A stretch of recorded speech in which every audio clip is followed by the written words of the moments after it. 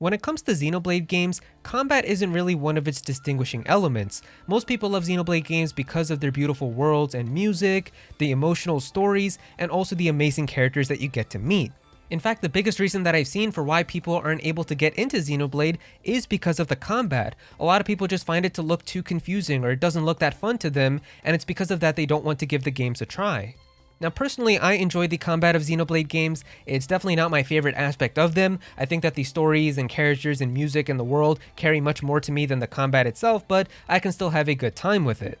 Now when it comes to the mainline Xenoblade trilogy, there's 3 big games that are available on the Nintendo Switch with Xenoblade Chronicles Definitive Edition, Xenoblade Chronicles 2, and Xenoblade Chronicles 3. And all 3 of these games in the trilogy have a unique combat system, which I feel like is really cool. It's not like the exact same combat for every single game in terms of all 3 of them, but all of them have different aspects to them and different things that you can do, which is very unique in its own way. But by far the combat system that I see gets the most hate thrown towards it out of all of these is Xenoblade Chronicles Definitive Editions or Xenoblade 1s. Honestly, it probably gets more hate than the other 2 games combined, where you can just go on Twitter right now and type in Xenoblade 1 Combat into the search bar, and you're going to notice that more than 90% of the tweets you're going to scroll through are all just going to be saying negative, bad things about this combat system. That it's too simple, that it's boring, that it's not fun to play, that they didn't do it properly, that it's too clunky, it feels outdated, it's unplayable, it's aged badly. If you like Xenoblade 1s more than Xenoblade 2s and 3s, you're lying to yourself that Xenoblade 2s and 3s are way better. Or maybe you'll find somebody who won't even respect your opinion if you prefer Xenoblade 1's combat.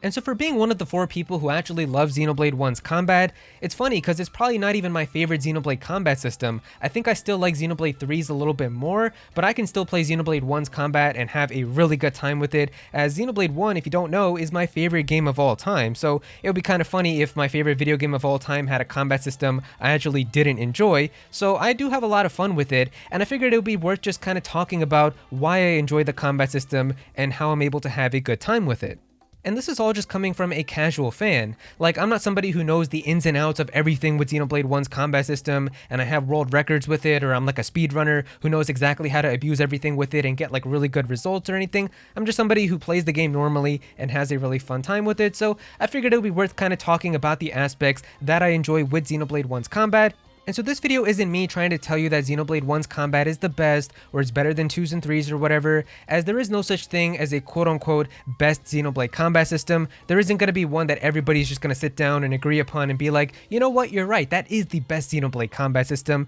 The cool thing about all of these being so unique is that everybody is going to click with each one differently. And so maybe you're one of the 4 people who love Xenoblade 1's combat and you actually have a really good time with it as well. Most people really seem to love Xenoblade 2's combat with the orbs and having the different blades and switching those out, but I also see a good amount of people who also love Xenoblade 3's combat with the different classes and the fusion arts and all of that. Or maybe you're somebody out there who loves Xenoblade X's combat, if you understand whatever the hell is going on here. But the point is, it really just depends on your preference. So at this point, if you didn't love Xenoblade 1's combat, this video isn't going to magically make you love it all of a sudden, but I figured I would just share my thoughts on why I have a good time with it. Now, while every Xenoblade combat system is special and unique in its own way, they do share the very same foundations all throughout all 3 games, and one of these is the auto attacks. Auto attacks are the most basic form of attacking in any Xenoblade combat, and it involves your character just automatically attacking while you build up some of your other attacks that you can do. One of the things I love about Xenoblade 1's combat is with its auto attacks, you can actually do auto attacks while you move around an enemy, and so that way if you're getting in preparation for like a back attack art or a side attack art and you're not facing the enemy right there, you can actually still be doing auto attacks as you're moving around to the different positions on an enemy and still doing residual damage over time. This aspect was actually removed from Xenoblade 2 and 3, where if you have your weapon out and you try moving around an enemy, you're no longer going to be attacking, and auto attacks only come out if you're standing still. Now personally, I'm just not really a huge fan of having auto attacks like this. It's not really bad because there's still a new system where you can actually cancel out your auto attacks and then go into arts and stuff, so it's still pretty engaging. But personally, for a combat system like Xenoblade's where they're always encouraging you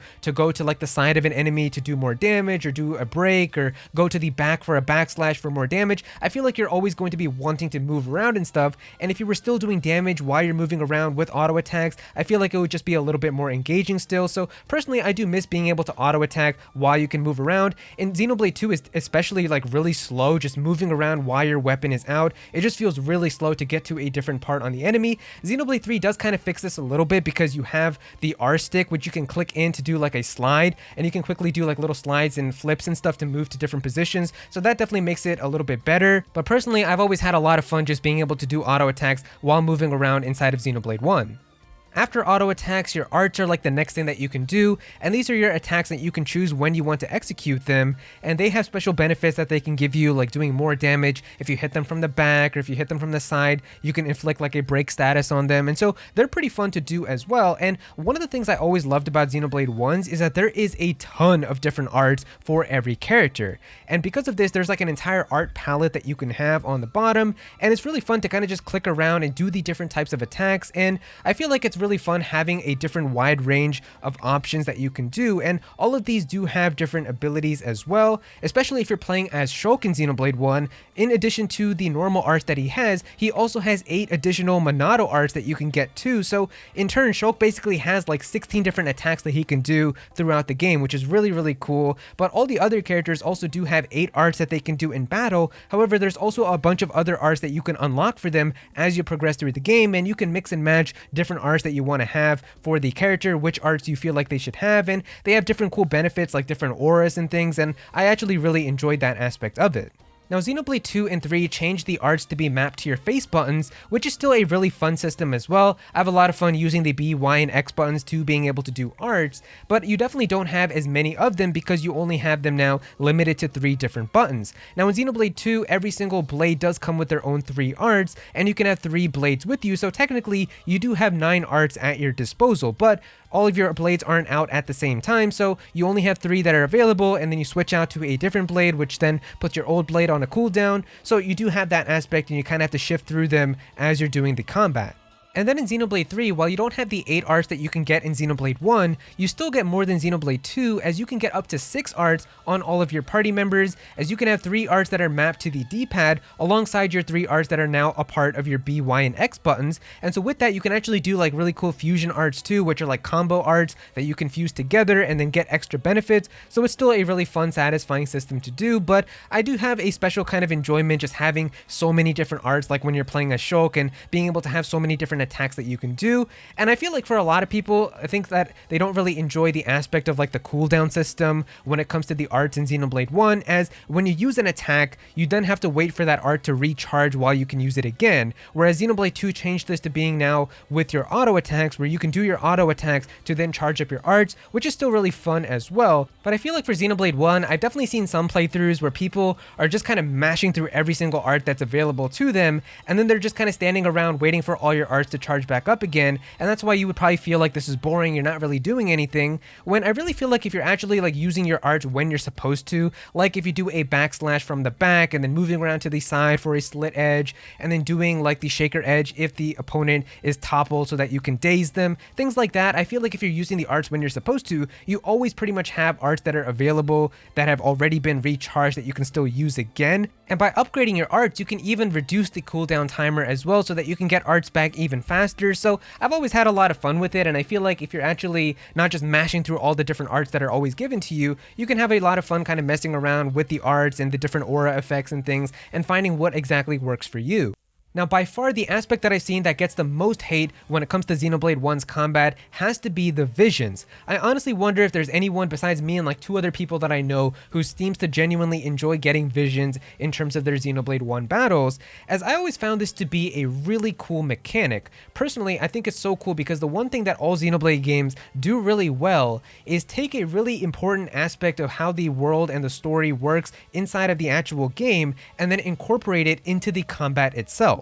Xenoblade 2's world is all about these core crystals that have scattered all around the world of Allrest, and how some people have the ability to awaken these core crystals and get themselves a blade and become a driver. And as a result, all of the driver characters that are your party members inside of the game are able to awaken all of these different blades that you can then use in the combat while having different blades that you can switch out, and it's really cool. The Ouroboros is a really important aspect of Xenoblade 3's world in Ionios, where there's always 6 Ouroboros at any given moment, and these are the only people who are able to resist against the enemy Mobius. And as a result, you have your 6 party members who are Ouroboros, and they can even turn into like this really cool mech that you can see in cutscenes, but you can also do it in battle and gain different arts and abilities, so it's a really fun aspect. And then with Xenoblade 1, the most important aspect about that game is the legendary sword, the Monado, which lets you see into the future, and there are so many cool story cutscenes of Shulk getting a vision of the future where he's about to get destroyed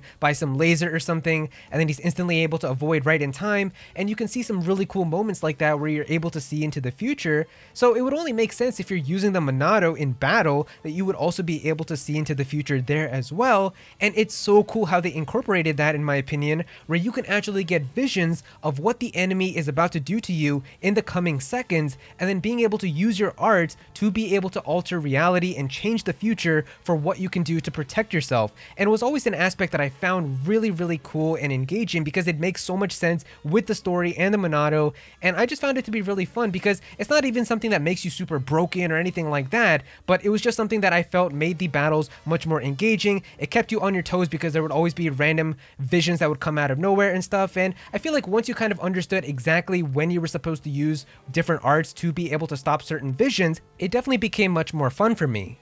But yeah, everybody else I just know really hates visions and they find them very annoying, and there's even people that don't like the music because they find it interrupting with like the different boss themes and stuff playing. So yeah, I just know visions, there's something that a lot of people just don't like about them, but I've always had a lot of fun with them.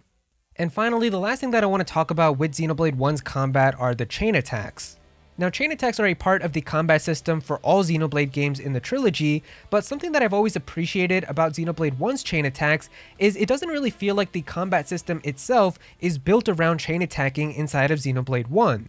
In fact, in many of my Xenoblade 1 playthroughs, I don't really even see myself using chain attacks all that often, and really the only important part for when to use them is when you're just fighting against big enemies, as that's when the tutorial was given to you that if you want to be able to like topple a huge enemy, you're gonna want to go into a chain attack, and that's pretty much when you get the chain attack tutorial really, in terms of like when you're fighting against Metal Face at the very start of the game, and then they also give you like a refresher on that when you fight against Zord. But besides that, like you don't really use chain attacks all that much. Like it's really just if you're fighting against a big mechon or a big enemy or something and they keep resisting your breaks, you can go into a chain attack and then you can use a break and a topple that way. But otherwise, the attacks that you do inside of a chain attack in Xenoblade 1 don't really lead to like an ultimate finisher or a special ability or anything like that. They're basically just you using your arts for all of your characters while time is frozen, and you can do that to break and topple them or add extra benefits and effects and things like that. But besides that, they're very simple in Xenoblade 1. I think it's very easy to see that in Xenoblade 2 and 3, the entire combat system of those games is very much built around doing chain attacks, and it's because of that that the chain attacks themselves are much more cinematic, they're much more flashy in Xenoblade 2 and 3 compared to Xenoblade 1. I mean, you can see like when you start a chain attack, you have really cool animations that you get in Xenoblade 2 where like all of your characters are inside of like this really cool background, and in Xenoblade 3 like you can see like this cool effect where it's kind of like a Persona 5 all-out attack where you see all of your characters come in and you go into a really cool animation with the chain attacks in there. So it definitely seems like those games encourage you to do chain attacks a lot because that is how those combat systems work. While you're doing those blade combos inside of Xenoblade 2, you're getting all of these different elemental orbs spinning around the enemy, and then you want to go into a chain attack and they encourage you to do your arts and shatter orbs, and then being able to get like an ultimate full burst attack where you can do an insane amount of damage and basically kill the enemy from half HP. Or in Xenoblade 3, you go into a chain attack and you do all these really cool flashy like Ouroboros arts or like these really cool flashy animations with all of these attacks while you're getting all this really high TP and bringing back other characters and getting more rounds, and you're doing that so that you can do millions and millions of damage and take out enemies from really high HP. And this is a ton of fun, like don't get me wrong, it is very satisfying when you get all 8 orbs inside of a chain attack in Xenoblade 2 and you shatter all of them, or you get like a really high amount of damage in Xenoblade 3, but it definitely does seem like chain attacks are a much more prominent feature inside of the combats for those games, and it really feels like an easy way to being able to get a ton of damage across and being able to win really easily, as most of the early combat inside of those battles involves you just kind of getting ready for that chain attack to really get you to that finish and being able to defeat defeat an enemy, which is totally fine, but I do enjoy how in Xenoblade 1, the chain attacks aren't really like the big focus of the combat. It's just kind of like an extra thing that you can do, while your arts and your auras and your other things that you have at your disposal are still like the main elements of the combat that they still want you to be constantly using. Also, this is something that a lot of people don't know, and it's not really even used that much in Xenoblade 1, but did you know that enemies can actually chain attack you inside of Xenoblade 1? This was actually really cool when I was playing it for the first time and I noticed it, but there are certain enemies that you can actually encounter where they come in groups and they can actually chain attack against you, where you'll see like the red line kind of connecting all of them, like how the blue line connects your characters inside of the combat, and then they will just like literally freeze time and go out in an all-out combo and straight up just obliterate you by doing a ton of damage in their own enemy chain attack. And this was something that I found really cool. I honestly wish that they did more with this and had this more expanded upon in Xenoblade 2 and 3 as well, but obviously with how those chain attacks are built around like these really flashy animations and things, obviously they're not going to create those types of animations for just some random enemies, but this was always something that I just found very unique about Xenoblade 1's chain attacks. But yeah, there you go guys, those are pretty much all of my thoughts about some of the aspects with Xenoblade 1's combat and why I really enjoy them. It just feels like nowadays whenever I see anybody talk about Xenoblade 1's combat, it's always something negative about how Xenoblade 2 and 3 does it way better, or how Xenoblade 1's is boring and it's outdated and it's unplayable now, or it's too simple, and it's like, that last part is true. It is definitely the most simple out of Xenoblade 2 and Xenoblade 3's combat, but for me, simple has never really been a bad thing. I don't really need a combat system to be super complicated and complex with a lot of different abilities and different things that you can do. Like one of my favorite combat systems is literally Final Fantasy VII Crisis Cores, where that was a PSP game, and the combat system, it doesn't even have party members. You just play as Zack and you're basically just doing attacks with the sword slashing around, and you have some spells that you can do with materia, but I really enjoy that game's combat even for what it is. So simple has never really been a bad thing for me, and so I've always loved Xenoblade 1's combat and Xenoblade 2's and Xenoblade 3's, but it just feels like nowadays people really just think like Xenoblade 2's and 3's are amazing, but Xenoblade 1's is garbage, so I felt like it would be worth having a video just talking about some of the aspects that I do love about this combat system.